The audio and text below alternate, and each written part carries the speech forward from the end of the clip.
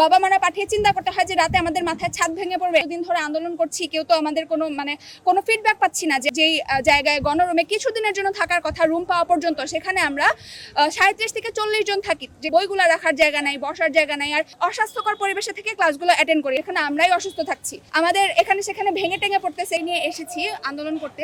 তার মধ্যে ছাত্রীদের হলের ব্যাপারটা যদি বলি, তার মধ্যে আমাদের সবচেয়ে বড় দুইটা সমস্যা।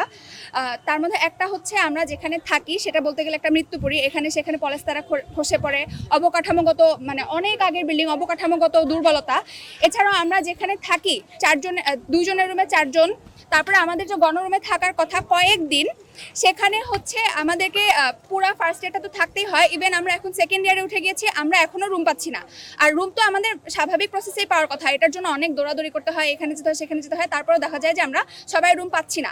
যারা ঢাকার, ওরাও তো রুম পাচ্ছেই না, ওদের তো অনেক পরে রুম অনেক প্রসেসের ভিতর দিয়ে যেতে হয় যে কবে পাবো। কিন্তু যারা বাহিরে থাকে ওদের তো আর থাকার জায়গা নেই। দেখা যায় যে তারাও সেকেন্ড ইয়ারে উঠে তাদের রুম নিয়ে টেনশন করতে হচ্ছে যে তারা রুম পাবে কিনা। আমাদের যে কয়েকটা সিট আছে তার এগেইনস্টে ছাত্রী অনেক বেশি। তাহলে দেশের এত বড় একটা মেডিকেল কলেজ, আমাদের জন্য কেন কোনো বাজেট আসবে না যেন আমরা একটা নিরাপদ জায়গায় থেকে, আমরা তো মানুষের সেবার জন্য সবাই সেবা করেন, বাট আমরা তো মূলত মানুষের সেবার জন্য যে পড়াশোনা করতে আসছি, সেখানে যদি আমাদের বাবা মারা পাঠিয়ে চিন্তা করতে হয় যে রাতে আমাদের মাথায় ছাদ ভেঙে পড়বে, এটা কি কোনোভাবে গ্রহণযোগ্য? আমাদের এতদিন আগে বিল্ডিং, এটার জন্য একটা যে বাজেট আসবে, সেটা তো আমরা এতদিন ধরে আন্দোলন করছি, কেউ তো আমাদের কোনো ফিডব্যাক পাচ্ছি না যে আমাদের কোনো আশার বাণী শোনানো হচ্ছে যে এতদিন পরে তোমাদের এই ব্যবস্থা করা হবে, যে বা কোনো বিকল্প আবাসনে রাখা হবে, সেগুলো কিছু নাই।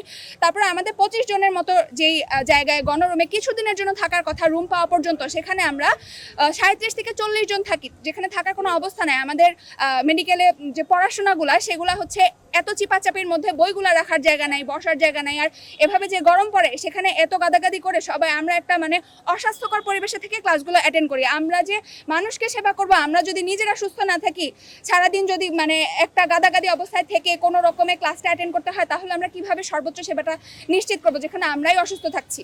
আর তার চেয়ে বড় কথা, আমাদের এখানে সেখানে ভেঙে টেঙে পড়তেছে। কেউ যদি এখনো পর্যন্ত কোনো মৃত্যুর ঘটনা ঘটে না, আমরা কি তাহলে এটার জন্য অপেক্ষা করতেছি যে একজন মারা যাবে, তারপরে এটা মিডিয়াতে অনেক বড় সড়ো করে আসবে, তারপরে মানুষের টনক নড়বে?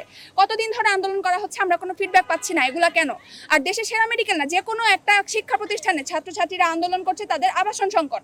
তো এটার জন্য কেন কোনো বাজেট আসতেছে না, বা এটার কেন আমরা ক্লিয়ার কোনো ফিডব্যাক পাচ্ছি না? এটা নিয়ে আমাদের অবস্থান কর্মসূচি, আমাদের অনেকদিন ধরে ক্লাস, ওয়ার্ড, পরীক্ষা সবকিছু বন্ধ, কিন্তু তারপরেও কারো কোনো বিশ্বাসযোগ্য কোনো ফিডব্যাক আমরা পাচ্ছি না। তাই আজকে আমরা অবস্থান কর্মসূচি